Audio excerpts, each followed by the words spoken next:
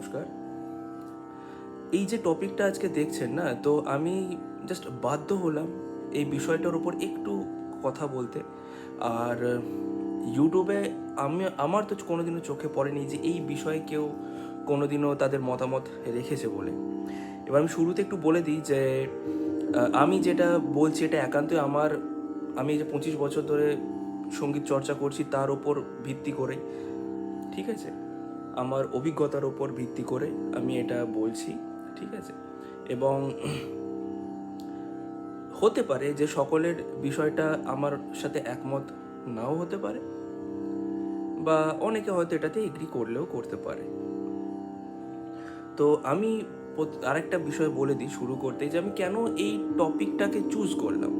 তার কারণ হচ্ছে অনেকে অনেকেই আমি বলতে শুনি যে গান বাজনা শিখে কি হবে, গান বাজনা শেখার কোনো দরকার নেই, বা হয়তো কয়েক বছর হয়তো সে চর্চাটা করলো, তারপরে ছেড়ে দিল। ওই একই রিজন যে কি হবে গান বাজনাটা করে, ভালো লাগছে না। তো এই যে কথাটা, কি হবে গান বাজনা করে বা ভালো লাগছে না, এতে এর পিছনে না কিছুটা আছে শিক্ষার্থীদের ভুল, অর্থাৎ গুরু বাছাই করা বা বোঝা যে আমার কেমন গুরু দরকার বা কেমন একজন টিচার দরকার, যার কাছে আমার যে খিদেটা আছে বা আমি যেভাবে চাইছি সেইটাকে আমি পাবো। এবং এখানে কিছুটা ভুল আছে যে টিচার যিনি শেখাচ্ছেন বা যার থেকে তারা শিখছেন, তিনি এই বিষয়ে, অর্থাৎ সেই স্টুডেন্টটা যে বিষয়টা শিখতে আসছে বা জানতে আসছে সেই বিষয়ে কতটা তার দক্ষতা আছে, কতটা তার নলেজ আছে। তো এখন আমি প্রথমেই বলবো যে ধৈর্য থাকাটা খুবই দরকার, এবং সেটা শুধুমাত্র একটা শিক্ষার্থী নয়, গুরুরও ধৈর্য থাকা খুবই দরকার। আমি কেন এখানে বলছি ধৈর্যর ব্যাপারটা, কারণ প্রকৃত গুরু যিনি হবেন, ঠিক আছে, তাকে এত কিছু বিষয় আছে না সঙ্গীতে গানের মধ্যে, তো প্রত্যেকটা জিনিসকে একদম স্টেপ বাই স্টেপ করে তাকে প্রত্যেকটা স্টুডেন্টকে ধরে ধরে শেখাতে হবে, দেখাতে হবে, বোঝাতে হবে, ঠিক আছে। এইবার এখানে আমি এই ব্যাপারটা বলছি না যে গ্রুপে শেখানো, ঠিক আছে। আমি আমি নিজে আমার গুরুর থেকে গ্রুপে কোনোদিনও আমি শিখিনি, তো সেই জিনিসটা আমারও একদমই পছন্দ না যে গ্রুপে গান শেখানো, সেখানে একদমই শেখানো হয় না, শেখানো যায় না, ঠিক আছে। একজন করে যে শিক্ষাটা হয়, ঠিক আছে, সেটার থেকে বেস্ট কিচ্ছু হতে পারে না, গ্রুপে কখনো শেখা হয় না। এইবার এইবার আমি যখন একজন করে আমি স্টুডেন্টকে শেখাচ্ছি বা দেখাচ্ছি বা কোনো জিনিস বোঝাচ্ছি, তখন আমার ততটাই ধৈর্য দরকার যে আমি তাকে ঠান্ডা মাথায় ধরে ধরে যেন সেই জিনিসটাকে আমি বোঝাতে পারি, যেন দ্বিতীয়বার এই বিষয়ের ওপর তার কোনো রকমের সন্দেহ বা বুঝতে যেন অসুবিধা না হয়, বা যখন আমার থেকে শিখে অন্য কোথাও যখন গাইতে যাবে তার যেন একদমই অসুবিধা না হয়। তো প্রথমে আমি এটাই বলবো যে ধৈর্য থাকা খুব দরকার একজন গুরুর। আর এটা আমি কেন বলতে পারছি, কারণ আমি নিজে অনেককে আমি গান শেখাই। তো তাদের গান শেখানো মানে শুধুমাত্র যে গুরু শিষ্য পরম্পরা ওটা না, তাদের প্রতি আমার একটা বিশেষ দায়িত্বও থাকে। তো তার উপর বেস করে বলছি যে ধৈর্য থাকা একান্তই দরকার, খুবই দরকার ধৈর্য থাকাটা। দ্বিতীয়ত হচ্ছে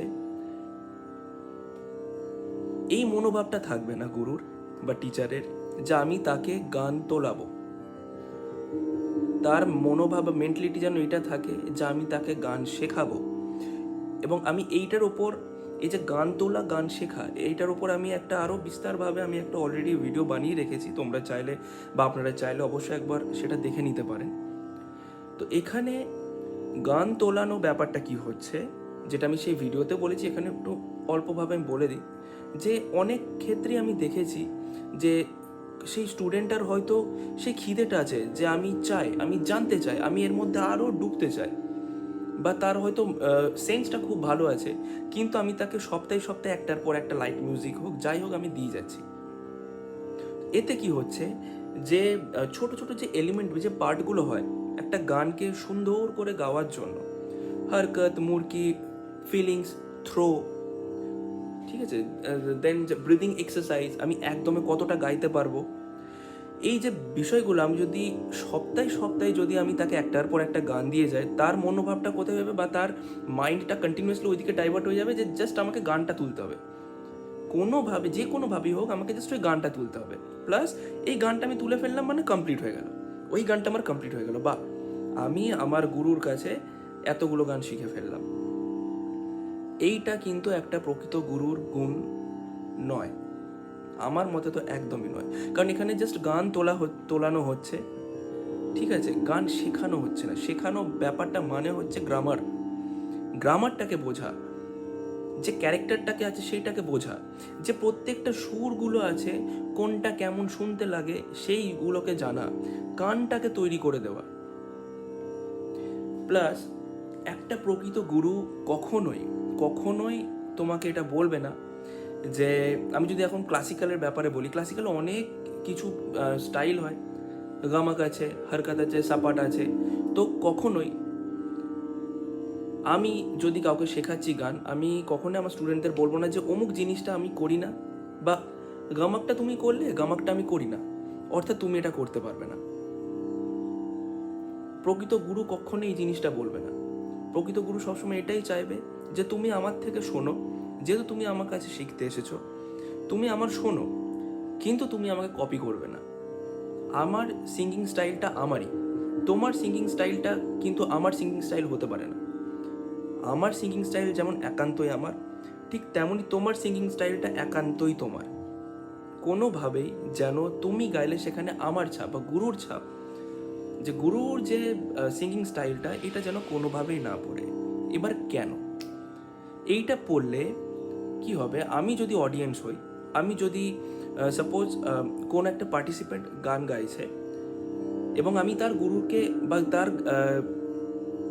সিঙ্গিং স্টাইলকে, প্যাটার্নকে আমি যদি খুব ভালোভাবে বুঝে থাকি না, তো কী হবে, আমি যদি স্টুডেন্টটার যখন গান শুনছি, এইটাই তখন মনে হবে না না না না, এই যে গানটা গাইলো খুব ভালো গাইলো, খুব ভালো গেয়েছে, সুরে গেয়েছে, তালে গেয়েছে, একদম ঠিক গেয়েছে, কিন্তু এই যে স্টুডেন্টটা গাইলো এর নিজস্বতা কোথায়? এ তো তার গুরুকে পুরো হুবহু কপি করে গাইছে। তো আমি এখানে কেন বসে আছি সময় দিয়ে? আমি তো একে শোনার জন্য বসে আছি, এর গুরুকে শোনার জন্য বসে নেই। এর গুরুকে শোনার হলে আমি গুরুর ডাইরেক্ট শুনবো। কারণ একটা স্টুডেন্টের পারফরমেন্স যে লেভেলে হবে, গুরুর কি সেই লেভেল হবে না? গুরুর তার অনেক উপরে থাকবে। তো আমি সেই জিনিসটা কেন আমি মিস করব, যখন আমার কাছে সেই অপরচুনিটি বা অপশনসটা আছে না? তো আমি যখন সে স্টুডেন্ট তাকে শুনতে চাইছি, আমি চাইবো যে স্টার্টিং টু এন্ড যেন তারই থাকে। তো কখনোই একজন প্রকৃত গুরু এটা চাইবে না যে আমি যেভাবে গাইছি আমার স্টুডেন্টকেও সেইভাবেই গাইতে হবে। না, এটা ভুল, এটা একদম ভুল। হওয়া এটা উচিত, আমি যেভাবে গাইছি আমার থেকে তুমি শোনো, শুনে তুমি আইডিয়াটাকে নাও, এটাকে আরও বাড়াও, ইম্প্রোভাইজ করো, ঠিক আছে, আরও তোমার যে থিঙ্কিংটা আছে, ক্রিয়েটিভিটি আছে, এর সাথে অ্যাড করে তুমি তোমার নিজের গায়কিটাকে এখানে প্রেজেন্ট করো। নেক্সট, কখনোই এইভাবে গুরু চুজ করবে না যে, হয় না যে এখন যেমন সোশ্যাল মিডিয়ার যুগ চলছে, তো এখানে আমরা ফেসবুক কন্টিনিউয়াসলি স্ক্রল করলে আমরা দেখতে থাকি যে ডেলি কেউ না কেউ একটা করে প্রোগ্রাম করছে, স্টেজ করছে, ঠিক আছে। তখন আমাদের একটা কথা আছে না, জো দিখতা হ্যায় ওই বিকতা হ্যায়, ঠিক আছে। কিন্তু এই ক্ষেত্রে একটা বলি যে একজন ভালো পারফর্মার যে একজন ভালো শিক্ষক হবে এমনটা কিন্তু নয়, ঠিক আছে, এমনটা কিন্তু একদম নয়। ঠিক তেমনই যে একজন ভালো শিক্ষক যে একজন ভালো পারফর্মার হতে পারে এমনটাও নয়। আবার এটাও হতে পারে সে যেমন একজন স্ট্রং পারফর্মার, সে তেমনই ততটাই ভালো একজন সঙ্গীত শিক্ষক। কিন্তু এটা খুবই রেয়ার কম্বিনেশন, যেটা খুবই কম দেখতে পাওয়া যায়। তো কখনোই ওইভাবে গুরু সিলেক্ট করবে না যে লোকে এর গান এত পছন্দ করছে, ঠিক আছে, এর এত স্টেজ পারফরমেন্স দেখছি, এত প্রোগ্রাম দেখছি, তার মানে এত খুব ডিমান্ড, আমাকে খুব ভালো তৈরি করতে পারবে। প্রথমত একটা কথা বলি, যারা গান শুনতে আসছে, ঠিক আছে, কজন গান বোঝে, কতজন গান বোঝে, ওইভাবে একদম বিচার করবে না। নামের পিছনে ছুটে লাভ নেই, তুমি তার পিছনে ছোট যার কাছ থেকে তুমি তোমার যে খিদেটা আছে তুমি পাবে, মেটাতে পারবে, দেন তুমি সেই জায়গায় নিজেকে প্রতিষ্ঠিত করো, তুমি নিজে সেই ব্র্যান্ড হও। তুমি কেন অন্য একজনের পিছনে ছুটবে, তাকে অনুসরণ করবে? ঠিক আছে, আরও অনেক কিছু হয়, মেন হচ্ছে এইসব ব্যাপারগুলো। কখনো যে সে ডেলি স্টেজ পারফরমেন্স করছে, লোকে তার গান পছন্দ করছে, সেই আমাকে ভালো শেখাতে পারবে, এরমটা কিন্তু নয়। তো সঙ্গীতের ক্ষেত্রে না, গুরু বাছাই করতে গেলে আগে দেখতে হবে প্রথমত যে আমার আমার কিসে খিদে আছে, আমি আমি কোন জনারটা শিখতে চাইছি। আমি কি হিন্দুস্তানি ক্লাসিক্যাল শিখতে চাইছি, বা শাস্ত্রীয় সঙ্গীত শিখতে চাইছি, নাকি বলিউড সং বা বাংলা আধুনিক গান শিখতে চাইছি, নাকি সেমি ক্লাসিক্যাল শিখতে চাইছি, না গজল, ঠুমরি, ধ্রুপদ শিখতে চাইছি। প্রত্যেকটা আলাদা আলাদা জনার হয়, ঠিক আছে। একটা গুরুর থেকে যে তুমি যে তোমার সব কিছু পেয়ে যাবে, এমনটা কিন্তু নয়। নাই হতে পারে যে তুমি একজনের থেকে সব কিছু পাবে। তোমাকে নিজেকে প্রতিষ্ঠিত করতে গেলে সব দিক থেকে তো তোমাকেও 5 জনের থেকে নিয়ে শিখতে হবে। তো একজন প্রকৃত গুরু তোমাকে কখনো এইভাবে আটকাবে না যে সবসময় তুমি আমার হাতেই আটকে থাকো। তোমার মধ্যে যদি থাকে সেই ব্যাপারটা যে তুমি আরো গ্রো করতে পারবে, এগোতে পারবে, তো সেই গুরুই তোমাকে নিজেই বলবে যে হ্যাঁ, আমি আমার যতটুকু জ্ঞান আছে আমি সবটা দিয়েই তোমাকে আমি শিখিয়েছি, ঠিক আছে, তুমি এখন যথেষ্ট ভালো তৈরি হয়েছো, এইবার আমার দায়িত্ব তোমাকে আমার থেকেও বেটার কারোর কাছে নিয়ে যাওয়া, নাকি তুমি একা একাই চলে যাও।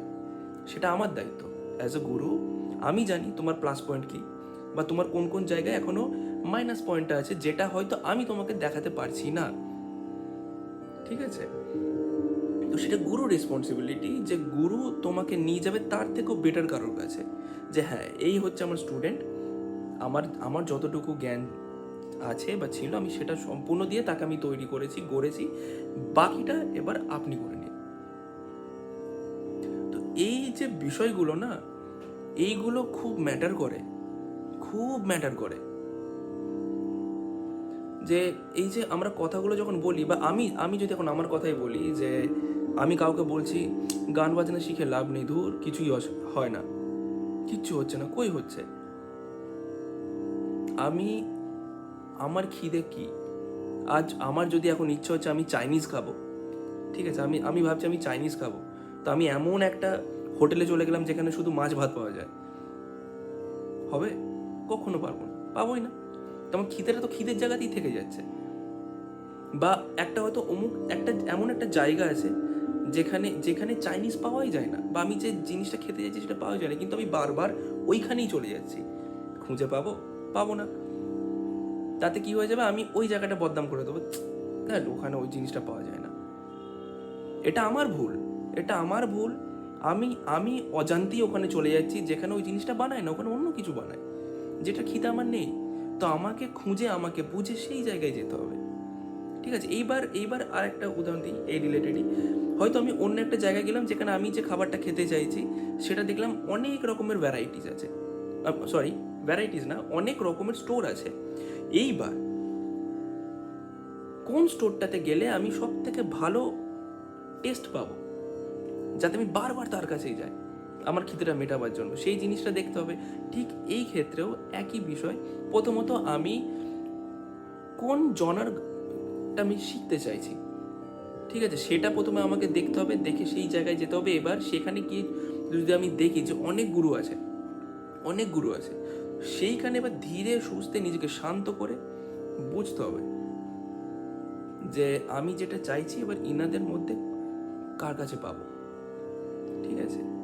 এবার যখন এই জিনিসগুলো বাছাই করবে, কখনো নিজেকে ওইভাবে ভাববে না যে আমি যাকে চুজ করবো সেই বেস্ট হবে, ইনারা পারবে না, না, তার কাছে যাও, সময় নাও, দেখো এবার এটা কি 1 মাসে বুঝতে পারবে না, অ্যাটলিস্ট তার কাছে 6টা মাস তাকে টাইম দাও। কারণ একটা গুরুরও ততটাই সময় লাগে। আজ যদি আমার কাছে কোনো নতুন স্টুডেন্ট আসে, আমি কি তাকে ডে 1-এ বুঝতে পারবো? হ্যাঁ, একটু হয়তো আমি আইডিয়া করে নিতে পারবো যে কতটা কি আছে, কিন্তু আমারও তাকে রিড করতে বুঝতে টাইম লাগবে, একটু টাইম লাগবে। পুরো জিনিসটাও আমি দেখবো যে তার থেকে আমি কতটা টেনে বাইরে বার করতে পারছি, যাতে সে আরও ভালোভাবে নিজেকে প্রেজেন্ট করতে পারে। ম্যাক্সিমাম আমি তাকে কতটা পুশ করব যে ও সামলাতে পারবে নিজেকে। তো একটা যেমন স্টুডেন্টেরও বুঝতে সময় লাগে গুরুকে, ঠিক তেমনই একটা গুরুরও সময় লাগে একটা স্টুডেন্টকে বুঝতে। একদিনে বা 1 সপ্তাহে বা 1 মাসে সেটা বোঝা সম্ভব না। একটু টাইম দাও, একটু ধৈর্য ধরো। আর এই কথাটা বলার আগে একটু ভেবে দেখো যে এই ভুলগুলো করছো না তো, যে তোমরা যে জনাটা শিখতে চাইছো, হয়তো যার কাছে যাচ্ছ তিনি হয়তো অন্যদিকে পারদর্শী, কিন্তু কিন্তু তিনি হয়তো নর্মালি এটা দেখা যায় যে যার কাছে আমরা শিখতে যাচ্ছি সে বলবে না যে না আমি এই জিনিসটা তো পারি না, আমি এই জিনিসটা পারি না, আমি তোমার দেখাতে পারবো না। কিন্তু যদি কোনো গুরু যদি তোমাদের বলে দেয় যে তুমি এই জিনিসটা আমার কাছে দেখতে এসেছো, আমার এটাতে ঠিক আইডিয়াটা নেই গো, নলেজ নেই গো, তো জানবে ওই মানুষটার কাছে পারলে শেখো, সেই জিনিসটা শেখো যেটাতে তার নলেজ আছে, অনেক কিছু পাবে। কারণ এই যে কথাটা একটা গুরু যদি বলে না, তো জানবে সে ততটাই সৎ, ততটাই অনেস্ট, তিনি যে জিনিসটা দেখাচ্ছেন বা শেখাচ্ছেন। এই বিষয়গুলো খেয়াল রাখো। এটা আমি পুরোপুরি আমার নিজের অভিজ্ঞতার উপর বেস করে বললাম।